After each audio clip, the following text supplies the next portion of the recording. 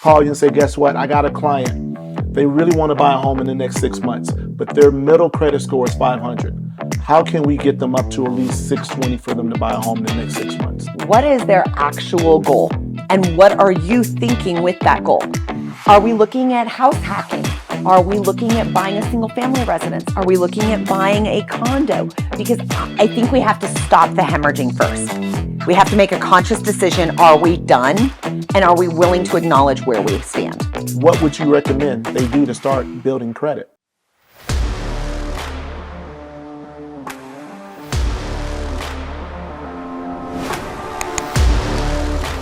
Hello everyone, this is Arthur Brown. Welcome to my podcast, Legacy Building. Today I have a special guest. I've known Alex Erlich probably for about, 15 years almost, give or take? About. She has her own business now, CFO, CEO, president, whatever you want to call it. She knows her shit. And I'm really excited. I've had some special guests over the last year or so, but the reason why I wanted to bring Alex on board is because I get a lot of messages in terms of how to build credit, how to open up credit, how to get, what's the word I want to use? How to get to that next level where you're building generational wealth. And honestly, guys, it starts with the credit. We could talk about assets, we could talk about reserves, but when it comes to credit, she is the expert. And without further ado, welcome Miss Alex. Thank you so much for having me join you today. Yes, me join you, because if you guys know what's about to happen, you're about to find out she's about to take over. Thank you. I'm so excited to be here, and I love not only the fact that you've welcomed me into your home and into your world, and the fact that we have known each other as long as we have, but the fact that you're giving me this opportunity to be part of your actual world. And like these people that we're talking to today that are part of why you do this and what you give back to the community is just so special, because your passion for making sure everybody you come in contact with hits that next level, hits their goals, really realizes what their potential is capable of being, whether that's in sports and finance and real estate. You're unstoppable. Well, thank you. Those are like really nice compliments that you just gave me. But with that being said, I want to know a little bit, the audience wants to know a little bit about you, because one thing, a lot of people know my story. They know I grew up in the projects, they know I filed bankruptcy, they know I had a hard time trying to understand what God had in store for me, my plan in life, and I'm still trying to figure that out, believe it or not, guys. I think as we get older in life, we still become more wiser in terms of just trying to understand what your true plan is. But Alex has a story, and I want her to kind of tell us a little bit about her story. So without that with that being said, let's go into your story. Where are you from? Where did you grow up at? How many kids you have? I already know all of this, but I want you to talk about it. Well, and it's actually interesting. I think that's one of the reasons that you and I get along as well as we do, is that my story actually is very similar in some ways to yours. We immigrated from Russia when I was 4 years old, and it was me, my mom, and her parents. Grew up, at least starting out here in the US. We got sponsored by the Jewish Federation as well as the Jewish community here in Colorado, and grew up on the south side of the tracks, so to speak. And it's kind of funny because at this point, I've gone all of 12 blocks. I grew up on the south side of Leetsdale, and now I'm on the north side of Alameda. But it's moving across those major milestones where we don't necessarily think about it until we've got there, and we're like, oh, that 12-block journey, that was like more than doing hikes and mountains and 14ers and any and all the things. And it was rough. I was an only child of an only child, immigrants, and didn't speak any English. Got put into a daycare environment where I was forced to learn not only the language, but the customs and the social cues. How old were you then? 4. Yeah, and I went to the Jewish Community Center, where it's kind of funny. It was one of my daughter's first jobs, and it all comes full circle, right? We talk about our kids, we talk about generational growth and generational cycles. It all really does come full circle. So those formative years, I grew up in a 1-bedroom apartment going to a private school as that full-blown, not trust fund kid. I didn't get that opportunity. It was the other side of that experience, being the scholarship kiddo, going, I don't know what that looks like. And fast forward to when you went to high school diversification-wise, where were you at? My mom married my stepdad, and he is just the most amazing man, my absolute best friend in life and in this world. And we moved to Arvada, which in Colorado is definitely a different environment to Glendale. So got up there and started in the workforce myself. My mom came home to me one day. I was actually 15 years old. I had just graduated high school. I had moved back in with my parents. I'd moved out a couple times. I think we all go through those fun little formative years where we're maybe not making the smartest decisions. And luckily I've been able to instill the fear of me, maybe not the fear of God, but the fear of me into my children, to where hopefully they won't recreate those same experiences. And you have two I kids. do. A girl and a boy. A girl and a boy. And so my mom came home to me and she's like, look, I found this ad in the paper, because back then we used to have ads in papers for jobs. They were the classified section. And it said, looking for someone with phone experience. And at the time I was selling magazine subscriptions on a predictive dialer. And at the time it was in this basement of this seedy apartment building. Wow. And there was like 30 of us, and they still allowed smoking inside in offices back then. And it was all these older ladies. Was that the 90s, by the way? Oh yeah. Yeah. Thanks. Dating me now. No. I mean, but you did say you were in the 8th grade. I know. In the 8th grade. I'm just messing. So this ad was $35,000 a year salary with phone experience. That's how I ended up in subprime mortgage. Wow. Yeah. Did my due diligence. Can you explain really quick? I've talked about this a little bit, but explain what subprime mortgage actually is. So it's changed a lot over the years. If we talk about what was it in the 90s, subprime mortgage in the 90s was, you don't need to qualify, you don't need to show anything. If you want a house and you have a pulse, let's go. I mean, yeah, it really was back then. And that impacted the start of 05, 06, 07. It did. It Recession. really created this snowball effect of, if we're not going to have checks and balances, if we're not going to have good measures in place, there's going to be a repercussion. And whether that's in parenting and finances or in life, when you have an action, there's going to be a reaction, and it can be a good one or a bad one. Absolutely. And so I was in the subprime mortgage world, and at the time was getting to play and have a lot of fun. I met my now ex-husband, but 08 happened. I went through bankruptcy. I went through walking away from 9 properties in foreclosure at that time. Talk a little bit about that. You say you Yeah. walked away from 9 properties. How did you get those 9 properties? Because you were still fairly young. I'm not saying you're not young, but you were fairly young to have 9 properties in 08, because I mean, that's 16 years ago. Yeah. So I want the audience to kind of understand, how did you accumulate that wealth at that particular time? So back then it was truly non-qualifying. Like back there, I could say, this is how much my income is, and the bank believed me. They didn't need any documentation. What I will say that I did get the opportunity to learn through my years in the finance world and through being both in mortgage and in banking is the fact that I could see different opportunities and look at them with a different lens. So what the majority of my properties was model leasebacks. I was buying homes from builders that they were then renting back from me as a model. It was a great concept, and actually one that I'm looking at implementing back into my portfolio now, because what home is better to rent out than one that's not being lived in? And here's the funny thing behind that. I did exactly what you did. That's what put me into bankruptcy, because at that point in time, Exactly. I had 2 model homes. I was basically renting it back to the builder, and they went belly up. And I couldn't afford to make a $9,000 a month mortgage payment on top of my mortgage payment on top of my rental property. So interesting that you bring that up. I thought I was the only one that was doing No. it. And here's what's also interesting about it. It wasn't just the fact that the builder was like wanting to renegotiate the lease terms. My problem, and the reason that I made the executive decision for my life to go ahead and walk away, do the bankruptcy, do the foreclosures, was because all of these homes were overinflated in value. Yep. And now in hindsight's always 2020, even though it's 2024, I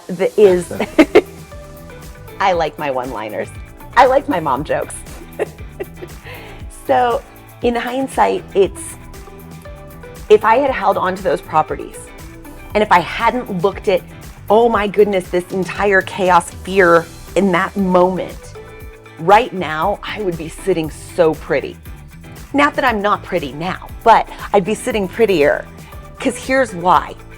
And here's what happened, and now gives me good knowledge and insight that perhaps you can learn from my mistakes, is I walked into these homes, bought them top of the market so that now the builder had a new price point. What happens in an appraisal is that the appraiser is looking at different homes that are in the same style, same number of bedrooms, bathrooms, in the same community. So by the builder buying and selling this property to me at its highest value possible, we've now changed the valuation for everything in the neighborhood. So I'm buying this house up here, and the next house is being sold up here as well. I was on paper $200,000 upside down in all 9 properties or more. And I was like, oh my goodness. In that moment, I'm like, I'm over $1 million upside down. That's huge money. I didn't have the knowledge or the experience or the street smarts to look forward and go, but that's not real money. It's monopoly money. But for me, and I did the same deal, right? It's not so much about street smarts or knowledge, it's common sense.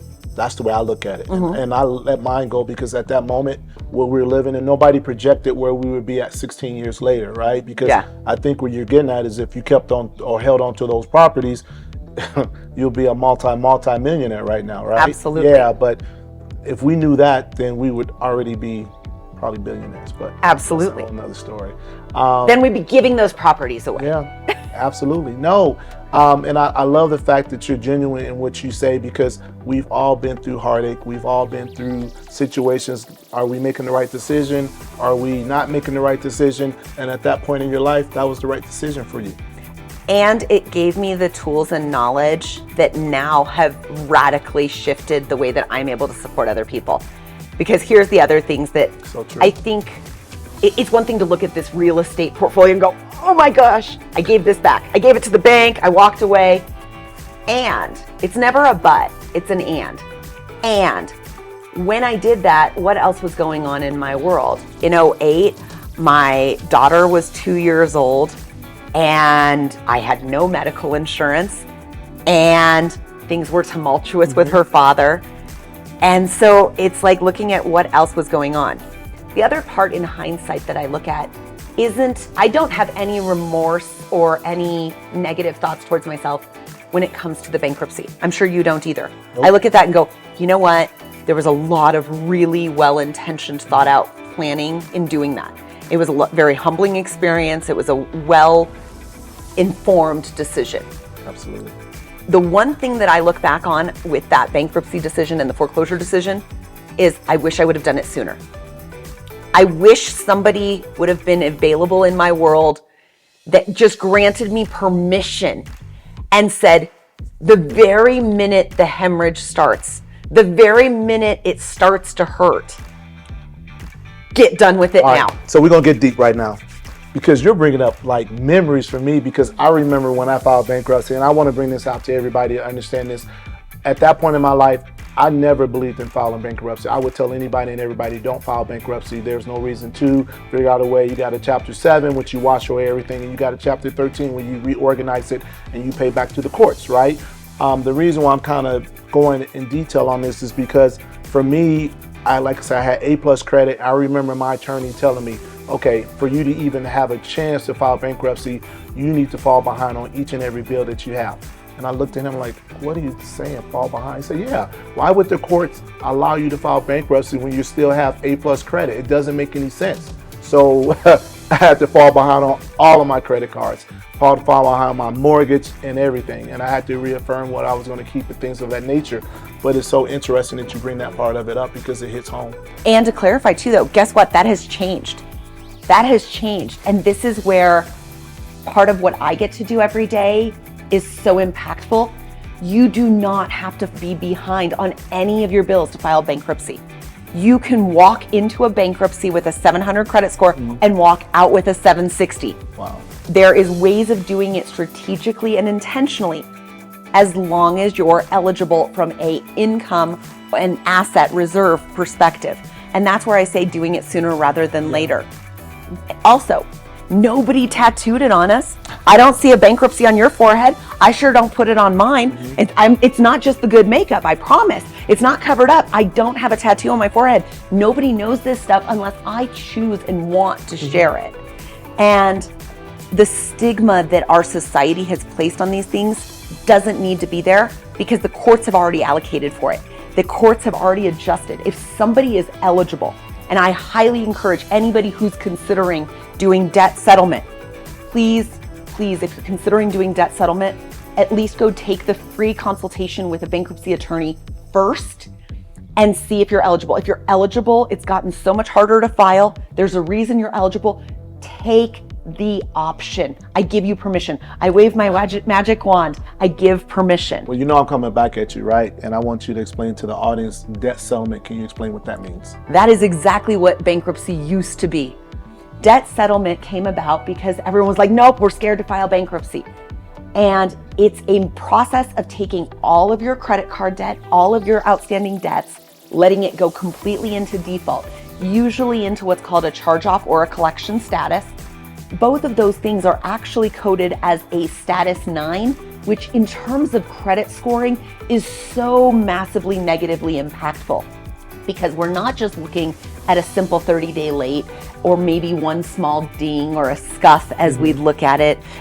It's actually a radical negative impact on the credit score because a status 9 actually by definition is 90 days, 120 days, 150, 180 days or more past due. So every single month, it actually looks like 6 or more late payments for each one of those accounts. Each and every one of those accounts is registering 6 late payments. So why do you think that there's a lot of people out there that don't know about that? All they know about is filing bankruptcy. I think that more people are actually getting to hear about debt settlement. And here's the downside. Here's the part that's scary for me is when you've gone to this collection charge-off status, these companies come in and they're like, great, we're gonna help you settle for 50 cents on the dollar. What they end up actually doing is settling for 20 or 30 cents on the dollar. They pocket the difference, but your credit is completely tanked. Say that again. Your credit is completely tanked. And here's the worst part. The worst part is you have marred your relationship with these creditors probably for life. The creditors, when you file bankruptcy, know that you can't file again on them for no less than 10 years. They'll give you another chance. They understand that you had to go through something so significant and catastrophic, and we're at such a level of eligibility that the courts even granted you this out. They granted you this hall pass, so to speak. And so these creditors are like, you know what? Cool, you got through it, because life happens. The worst of life happens to the best of people. And you got through it, so you know what? We'll give you a little more grace. We'll give you a shot again. Whereas if you burn them and they get pennies on the dollar after dealing with a company that is horrible to them, rude to them, and they've been trying who knows what, they don't want to work with you again. So I want to back it up a little bit. As I told you guys, she's going to take over. I'm just sitting back and just taking in this knowledge. But I want the audience to kind of know, tell me, how did you get into what you do now? And I'll let you go into that because she is truly a credit strategic planner, if you want to call it that. But tell me what your true title is. I am a credit strategist. I am actually your ally in mastering strategies for conquering the credit game, because credit is a game. And just like any game, we can either choose to learn the rules and work them in our favor, or we can 100% sit there and just play because we want to play or because we're roped into it. Like, we both have kids.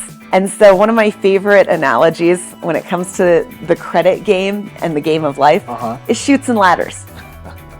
Like, remember the old cardboard thing where you flick the spinner?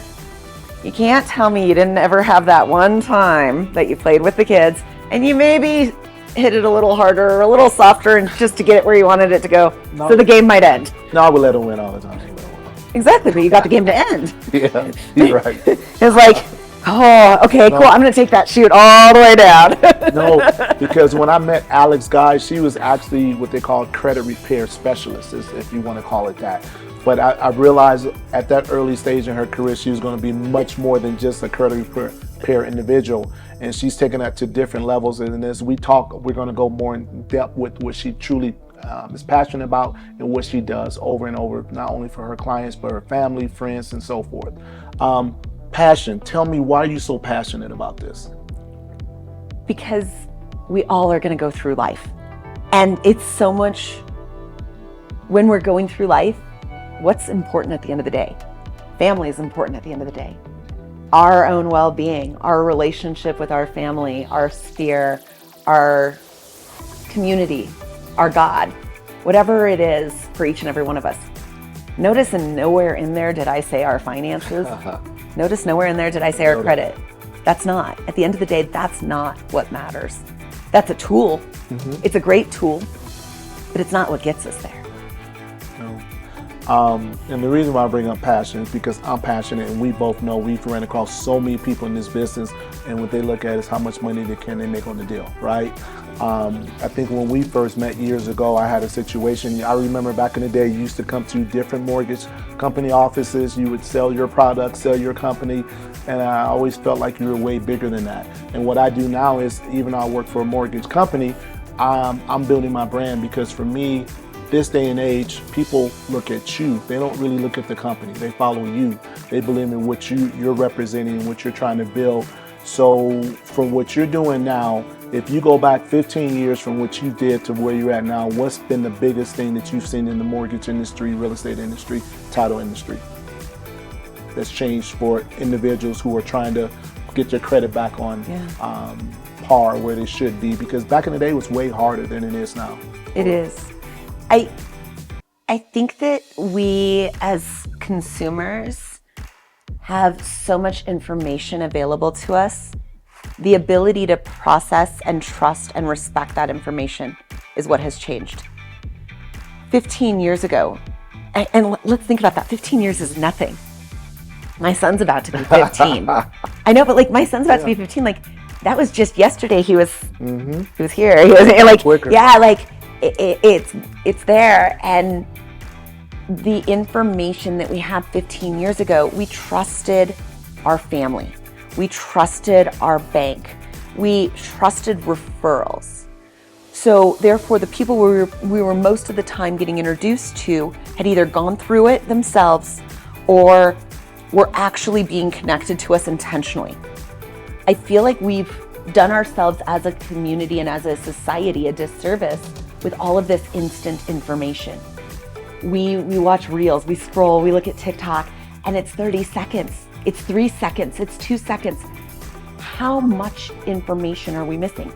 And I joke about it in a loving way, that we live in a tweet society where we talk, however, we don't talk in complete sentences. We don't finish our thoughts. We don't finish the actual point that we're getting to. And that's why doing stuff like this and having enough time to really get into the guts of it is important, and being able to share that that's the difference in the industry. Okay. The people that have lasted, the people that are here, the people that are talking and wanting to be present and are willing to take the time are the ones that are truly giving complete, comprehensive information. And that if more consumers could stop and see that and then make an informed decision. My dad always said this: it doesn't matter what decision you make. You're always going to think you could have gone the other way. But if you make a decision and you make it from an informed standpoint and see it all the way through, you're never going to make a bad call. The key word that you said there was that from an informal standpoint of how you would look at it. So we're going to play some games, girl. We're going to play a couple games here, okay? First one is, let's say hypothetically we're back in this day and age, 2024. I call you and say, guess what? I got a client. They really want to buy a home in the next 6 months, but their middle credit score is 500. How can we get them up to at least 620 for them to buy a home in the next 6 months? Well, first thing I'm going to say is, what is their actual goal? And what are you thinking with that goal? Are we looking at house hacking? Are we looking at buying a single family residence? Are we looking at buying a condo? Because I need to know from you, and this is what's super unique, again, in just our space, that based off experience is the only way we can get there. I need to know how to meet your criteria. we can get to a 620 overnight. Doesn't mean that they're going to be mortgage ready. Interesting you say that, because for us on the mortgage side, we take the middle credit score, right? And you brought up something earlier as far as the charge-off collection accounts. We kind of view it a little bit different in the mortgage industry than we did 15 years ago. Based upon the collection account, we don't actually have to pay it off. Where the client doesn't have to pay it off, we take a percentage of it and hit them with that payment, and they're still good to go. So the question I have for you is, when we have a situation like that and they're trying to get to, say, 620 credit score, from my understanding, and you correct me if I'm wrong, I run across it a lot where they just don't have any good credit. So what you recommend and what you say the first thing they want to do is try to reestablish credit? I think we have to stop the hemorrhaging first. We have to make a conscious decision. Are we done? And are we willing to acknowledge where we stand? Because I think a lot of people still get caught up in the story. And we've created this opening for the story. Is, okay, well, tell me what happened. Well, what happened doesn't matter. The reality is we're here. The reality is we either owe this money or we don't. So we have to choose what that ground zero looks like, both from an underwriting mortgage perspective and what are the goals. So is the goal to buy a house in 6 months because that's when our lease runs out? Or is the goal sometime before the next 6 months because, hey, I'm living in mom and dad's basement? Okay. So I always want to come back to the goal first. Now, mathematically speaking, with a 500 credit score, that tells me that we either have no revolving accounts, all of our revolving accounts are either in collection or charge-off status, or they're maxed out. Mathematically speaking, we will never be above a 600 if all of our revolving isn't in line. So you brought up revolving. And the reason why I'm like thinking through this is because I try to explain this to people all the time. Your credit scores will never go up unless you start off with revolving. It doesn't go up with a car loan. It doesn't go up with a student loan. You need revolving. You need revolving. And let's clarify what revolving is. Revolving can be several things. It can be a store credit card. It can be a personal credit card. It can be an overdraft line of credit with your bank. It can be any major Visa, MasterCard, Discover. It can also sometimes be a home equity line of credit. So those sometimes will miscode as a line of credit and revolving versus being a mortgage. But now that's 200 level. We'll do that on the next show. And you brought up something else too, which people don't understand. They feel like for instance, I'll have them start off with a secure credit card. Okay. Right? And if people don't understand what a credit card is, I will let Miss Alex explain it, even though I know it because that's her expertise. So there's actually 3 different categories of cards. And we want to be really careful with our vocabulary when it comes to this. One is a prepaid card. We don't want this, we don't need this. A prepaid card by definition is, I walk into the grocery store, I walk into the convenience store, I buy something with the Visa MasterCard logo, and I give it to a friend. That is a gift card. All it is a gift card, nothing more. It gives you no value for your credit. It helps you with nothing for building. It's glorified, what were they back in the day? Traveler's checks. It's a glorified traveler's check in case you lose your wallet. That's all it is. So we want to be careful. And number one, we don't want to use the verbiage prepaid card if we mean a secured card. Next is a secured card. A secured card is, I'm going to give the bank X amount of my dollars, whether it's $300, $500, $1,000, and they're going to send me this nice shiny piece of plastic that I can use for up to that amount. Because they're like, yeah, I maybe trust you, I maybe don't. So we're going to go ahead and make you give us that deposit. And before you do the third one, this is very important, guys, because Alex brought it up earlier. They give you, you set up a secure credit card and they give you a limit, say 300 to 500. Well, if you're basically maxing it all the way out to 300 to 500, you just did yourself what? A disservice. Correct. You took away everything you gained. Everything you gained in points, you've now just completely taken away from yourself. It's actually one of the reasons I disagree with you. I don't love secured cards. I don't recommend them almost ever. However, I will talk about a couple things that we can do in place of them, as well as where, if you are going to do a secured card, you can do it in a more strategic fashion. And the reason why I kind of see where Alex might go with that, but I've run across so many clients who are afraid to put themselves back in debt. Absolutely. So credit and debt should never be equal. You guys, credit and debt do not have the same definition. Open the dictionary. They're not the same thing. So for me, you have to read your client. Yes. And if you could look at a history, you'd be like, oh, you know what? They're good. Let's get them on. They don't even need a secured credit card. They could just do a regular revolving line of credit or a credit card. But no, this particular person, yes, they have to have a secured credit card, because once they get a credit card, it's maxed out like 6 hours later. So I totally. But I'm going to challenge you on that one, because I almost think you actually have it reversed. Because if that person every time maxes it out, if they take that $300, they open their wallet and they're, okay, Mr. Bank, here's my $300. Then they get this shiny piece of plastic. They're gonna be like, I want my money. I need my money. It's my money. Charge. It's almost a higher risk of them falling into that pitfall. And it's about educating them, though. It is, Alex. Yeah. absolutely. It comes down to education, because we all know as human beings, we get gravitated to what you want to get. But it's education. That's the reason why you're here. Yeah. And I love debate. Trust me. I want you to come. I want you to tell me. That's why we have you here. But no, and I'm so sorry to cut you off. No, you're not. You're good. And the third one is? The third is an unsecured card. And the unsecured card is the bank looks at you, looks at your profile as a consumer, and feels comfortable taking some level of risk. Whether that's a small level of risk for a starter card in that $200-300 limit range, or whether that's exponential based on your depository relationship with that bank or whatever that could look like. So if we're going there, then tell me, help me out, help our audience out. What would you recommend they do to start building credit if they don't have that credit score where they need to be at in order to buy a home? Okay. If they don't have a credit score, if they're young, maybe let's even talk about our kiddos.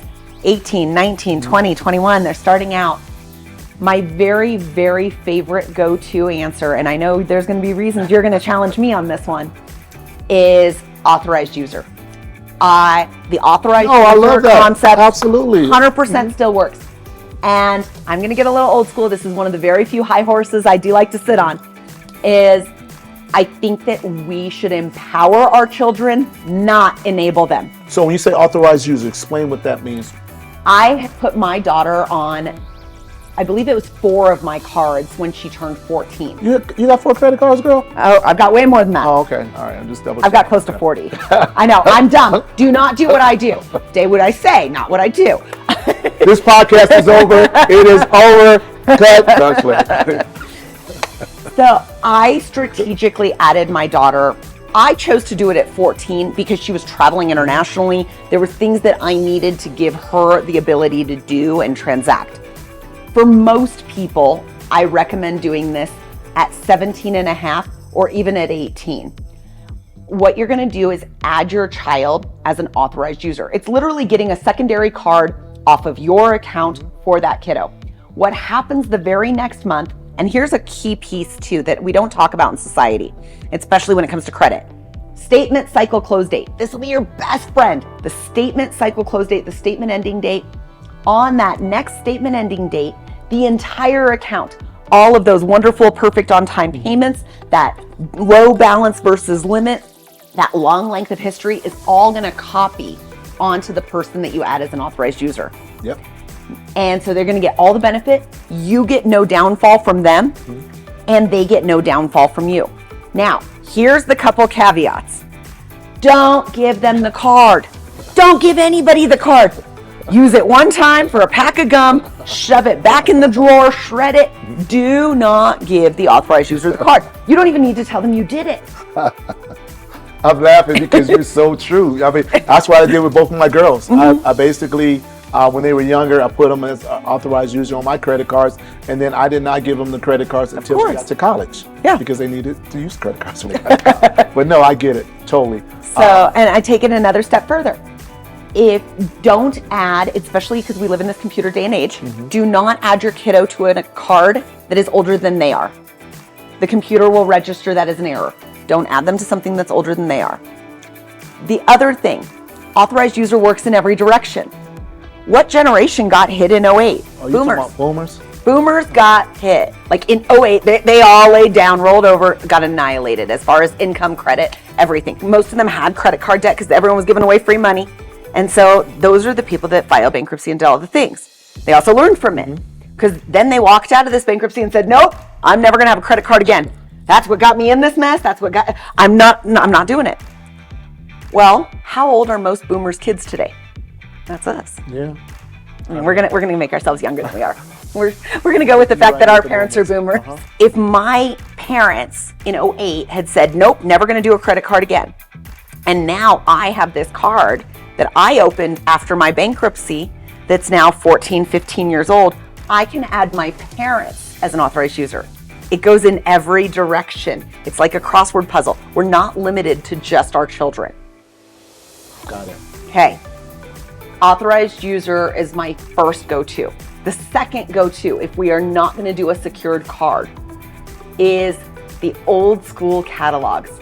I know a lot of people will still totally tell me that I'm wrong on this, but I love it.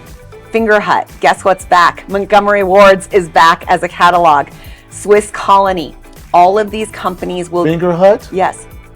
Interesting. Because it will report on credit. I haven't heard Finger Hut in probably 12 years. It's glorified layaway.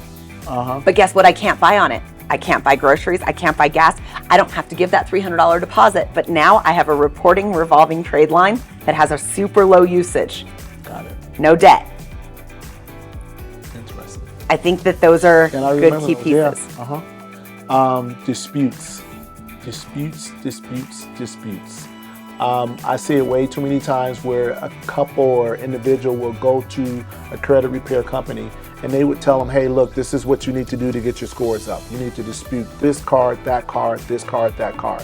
And here's the deal. It actually works. It brings up their score. Absolutely. It's a falsely inflated. Yes, absolutely. Let's say that word again, falsely inflated, because when they're ready to get qualified to purchase a home, guess what we're going to do is the mortgage. You're going to have to take all those out. Absolutely. And when we take them out, their scores just went from 680 down to Well, that's what I said. 580. I can take someone from a 500 to a 620 overnight. Does that make them mortgage eligible? No. Like, they still can't get a house. Yeah, and because it's not real. No, and that's the reason why I have you here. I want people to understand that when somebody is telling you something like that, you have to sit back and say to yourself, is that me taking the easy road out? Does that really make sense for me to do that?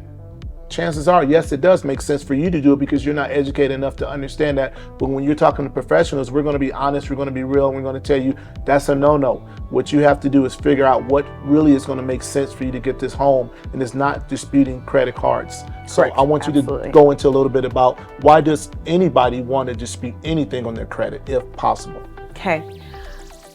Again, I think that we go back into a vocabulary lesson here. Oftentimes, we will dispute a transaction. Absolutely. If I lose my wallet with my 40 plus credit cards in it, the odds are someone might use one of them. Excuse me, I don't think her wallet could hold 40 credit cards. I just want to get that across, but go ahead and finish. I have 4. You said 40 earlier. Wallets. Okay, you rotate. No. There we go. I have 4 wallets with 10 cards in each. Oh my God. I'm a girl. They have to match my outfit. I'm going to relook and my hair. Podcast. Okay, there we go. I'm messing with the cards and the wallets. All the above. You are hilarious. We gotta have a look. Yes, we do. Life is too short. If we don't have humor, what the heck do we have? Totally agree. Absolutely. So going back into the vocabulary of what is a dispute, there's a difference between I'm going to contest a transaction, I'm going to dispute the validity of an account, if I have identity theft happen to me, all of those things. Those are all things we should 100% dispute. Those are not what we're talking about here. What we are talking about here is if you are logging into something like Credit Karma, freecreditreport.com, if you're scrolling Reels and TikTok and they're telling you, oh, you're good, cite the Fair Credit Reporting Act, you can do this on your own. All you have to do is go in and say that this account you're gonna dispute it.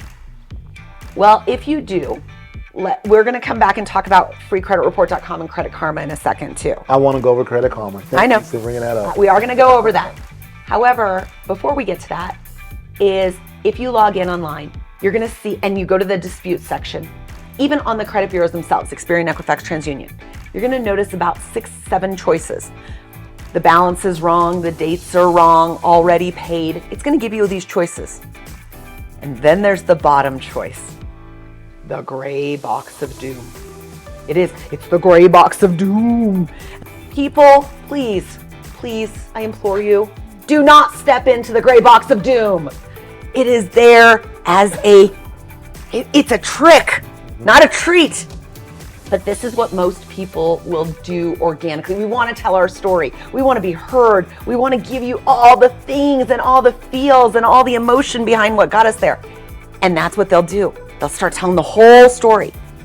The bottom line of the Fair Credit Reporting Act, which was enacted in the 70s. We're not going to even go into that today because we don't have time.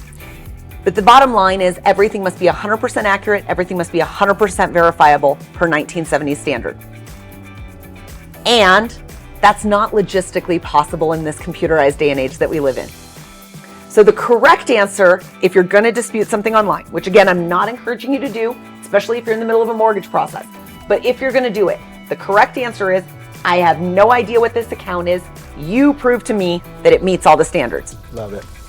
But instead, people step into the gray box of doom and doom themselves. And they tell their story, and it sounds something like this, a slightly kinder version right now, to be polite. So it sounds something like this. Well, he kind of was a good friend that I think I kind of remember from high school. And when he hit me up on Facebook and asked me to get him a car, I didn't really think that me signing for it meant that I was responsible because it was his car and he was going to make the payments once he was not incarcerated any longer. Well, and then it really wasn't my fault when I found out that he wasn't a he and she was a she, and that they were actually overseas. And I didn't know that I was supposed to make the payments. I didn't think that it was actually anything to do with me, but it's okay. I met a new one, and this new person, I'm sure that they're real because we actually FaceTimed. They're gonna take the car and they're gonna make the payments, so it's not my problem and it's not my fault. That's the great. So don't tell them everything. Because what did we just do? We just acknowledged that it's our account. We just acknowledged it's our fault. We took away every ounce of any wiggle room we have. I know we're getting close to the end here in a little bit, but I want to go over Credit Karma. Because I run across this so many times when I pull somebody's credit report and I tell them what their score is, right? And they say, no, it should be way higher. Credit Karma came in at 800 and you're coming in at 650. Why is that? Since the inception of credit scoring, which was over 40 years ago, we're talking credit scores have actually been around since the early 70s. And they were originally designed so that banks could have a baseline of gauging how good of a risk somebody is or isn't. And that's really what the intent of a credit score is. The intent is to see, where can I take a risk? If I'm the insurance company, if I'm the mortgage company, where can I afford to take a risk and where am I comfortable taking that risk? So since the inception of credit scoring, there has been over 70 different models that have been created. The data is the same. We have to stop thinking of Experian, Equifax, TransUnion as these horrible bad guys. They're not the bad guys. And even though we can pull our score and our report from them, they're not ultimately the ones that decide the number. What they are is a data clearinghouse. Everything going into them makes them money. Everything coming out from them makes them money. They are for-profit, multi-billion-dollar organizations. Yep. And that's great, that's fine. The reason there's 3 of them is because they can't be a monopoly, because that's how America works. Now, with that, what do these 70, 80, 90 credit scores that we have in existence today mean, and how do we determine what that applies to for us? Well, think about what each industry is looking for. A car dealership is going to care a lot more about your car history than a credit card company is. A credit card company is going to care more about your amount of debt load and your use of those cards. A car insurance company maybe isn't going to care about any of it, just wants to make sure that you haven't been evicted and haven't jumped between 30 states. So every single one of these scores has its own ulterior motive, so to speak. Got it. And these different scores are used by different industries. In our mortgage world, we've at this point only ever adopted 10 of these scoring models because of Fannie Mae and Freddie Mac. At this point in time, we're still using 3 of those scores, which are FICO versions 5, 4, and 2. The only place that as a consumer you can comfortably pull those scores is myfico.com. Myfico.com will actually give you all 70 versions of your score, and it'll tell you for which industry and which versions it is. Wow. Credit Karma, freecreditreport.com typically use Vantage or will use FICO 8, which are not what we use in the mortgage world. So the bottom line is, are they lying to you? No. Are they using a different scoring model to get you to do something? Yes. What are they trying to get you to do? They're trying to get you to click on those banner ads. They're trying to click you through to those credit card companies. They're trying to sell you because they had to pay for the data, pay for the website, pay for you to come and hang out and talk to their customer service reps. Everything that they provide you for free costs them money. So the way that they are a profitable company is by getting you to buy, and log in.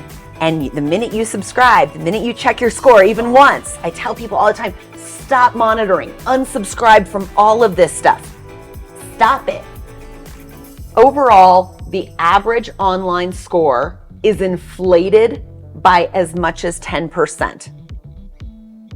Yeah, that's about right. Yeah, because if you're saying Credit Karma is at 700, 10% of that. You're saying about 630. Exactly. 630, 650. Now, this is what I've been waiting to talk to you about more than anything else, because this is like over my pay scale when it comes to business credit, business.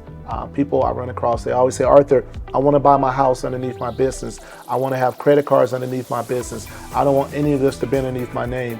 Can you elaborate and go more into detail about how is that done and the purpose behind it? Yes, there's so many reasons that I will give my disclaimer. I am not a certified tax professional. Any tax advice I give you, verify with a certified tax professional before taking to be fact. I'm also not a certified business attorney or anything else. What I will say is that there's a lot of protective measures, both financially, legally, overall, exposure-wise, in having a business holding. I actually advise most people as a household to be a business. It's much more efficient for the layman human to do that than to have a trust. And a trust is a business. So if it's more cost effective for $100 to go register the Arthur.Brown Enterprises, I can't even speak now. That now becomes your family's company. Great. How do we build credit? We have to start with ourselves. Just like anything. We've got to put on that face mask. We've got to start with ourselves. Once we have ourselves at a good baseline, once the business is structured and established correctly, then we can build business credit. And that business credit can do so many things and open opportunities and doors, not just in terms of limiting liability, but in how do we pass on generational wealth? What are we really looking to accomplish for our kids?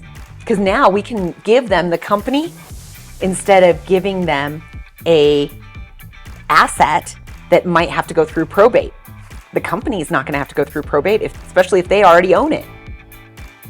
And we give them shares and stocks. I think a lot of times too, it depends on if the kids truly want the company. That's why a lot of people go with trust, but you can't go wrong with either or. But the hardest thing I run across from my clients is that how do they actually establish the business side of it? Because I have no clue. I'll be totally honest with you. It starts with the foundation. Just like any home, just like any structure, we have to start with foundation. So we have to choose what type of a business entity we want, what serves us. We have to make sure that we're setting that up, not only through the state and through the IRS all correctly, but actually taking that next level. Do we have the correct functionality as far as what's visible to a bank? Do we have a business address, a business phone number, a business entity, website and domain, and a matching email? So I love to really go through that from an audit perspective. And then it's interesting. We in the personal space have gone away from personal touch. Yes, we want it. Yes, we need it, but we've gone away from it. We do so much online. I think that even talking about how many lenders do I know and realtors do I know that text everything, that have their app all automated. They don't meet with people anymore. Business is actually the opposite. Business is still all about relationship. You need to go into the bank, meet the banker, shake their hand, and talk about what you want. I'm all for having multiple accounts that way. Credit union, a local business bank, and one national bank, so that you have all of those different relationships covered.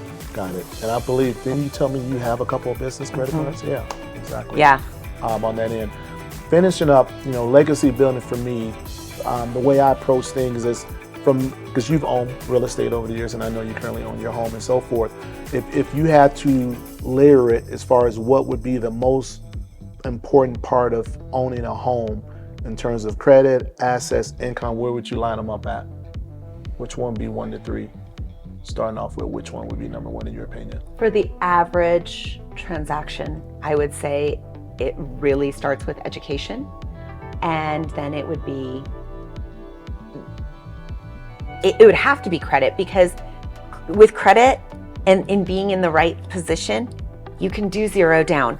It's not just that 620 to buy the house, it's that 660 where now all of a sudden we have down payment assistance. We've got free money to go in and do a house hack and get into that first property.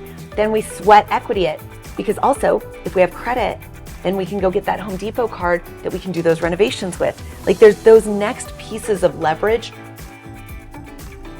Banks today are not giving the same leverage opportunities that they did, that partially led to both of us learning from our mistakes. Okay. No, you're tying in definitely education, but I agree. Credit, number 1.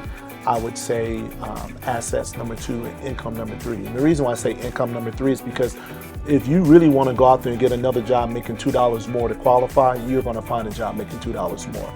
Assets are a little bit harder to come by. You can always tie into a relative to give you a gift, but in reality, credit by far is number 1, because people struggle with it. They don't know how to approach it. They don't understand it. And most importantly, they're just not educated how important it is to have credit, right? They feel like, I have no bills, I'm good to go. No, people look at it where we can't prove that you're paying something on time, then you're not going to get a home loan, because just because you have no FICO score lets us know that we don't know if you're going to pay us back on time. And I think that that's key, is that you have to play the game to win it. Just like any sport, just like anything, you have to play the game. And that's, again, I have not once advocated for debt. I do advocate that everyone should have at least 5 revolving accounts, and you should use every single one of those revolving accounts at least twice a year. Here's the thing. I also just got done telling you, get Fingerhut, get Montgomery Ward's, get a store card at wherever you shop all the time. Here's what you can do. You can go in, make a purchase. You can return it the next day. No debt, no expense, nothing spent. But guess what? We played the game. The computer saw us use it, gave us all the gravy for all the goodies. No, well, Alex Erlich, I want to say thank you so much for being on my podcast, Legacy Building. Hopefully you guys got a lot out of this. I know I did. She corrected me on some things. I'm not saying I'm perfect, guys. I'm real, but you're going to always make sure you're going to hold me accountable. That's why it's amazing to have you on the show. Thank you so much. First, I want to say thank you for having me, and thank you for giving me the opportunity, you guys. 5 quick takeaways that if you get nothing else, feel free just to think of these 5 things. Statement cycle close date. That is what will report on credit. Whatever your balance is on your accounts, whatever your status is on the accounts, whatever the ownership is, will always be on the statement cycle close date. That's number 1. Number 2, revolving is key. You've got to have it. Number 3, we want to protect our credit, because our credit is going to be the fundamental foundation for everything we do. So if we are not using it, and this is even more important for our kiddos, until they turn 18, freeze your credit. Freeze it, freeze it, freeze it. Don't dispute it, but freeze it so that nobody can access it. Nobody can create identity theft situations. Absolutely. Number 4, building business credit, building that long-term legacy. How do we empower our children? How do we empower our generations? How do we empower that wealth and empower ourselves, our business, our dreams, our goals? Number 5, know that you have resources and do your education and due diligence. Don't just listen to that quick fix. Don't just listen to that Credit Karma. Feel free to reach out to me on any social media platform. I do have a YouTube channel. I'm on LinkedIn. I'm on Insta. I'm on Facebook. Definitely not quite a huge TikTok fan. I'm a little too old for that. But I am Alexandra Erlich, your ally in mastering strategies for conquering the credit game, your go-to credit girl. And you can always email me, alexandra@alexandraerlich.com. ULIERLICH. There we go. I want to make sure you spell it out. There we go. One more time, please. Alexandra, ALEXANDRA. Last name Erlich, ERLICH. Thank you. Thank you guys for tuning in.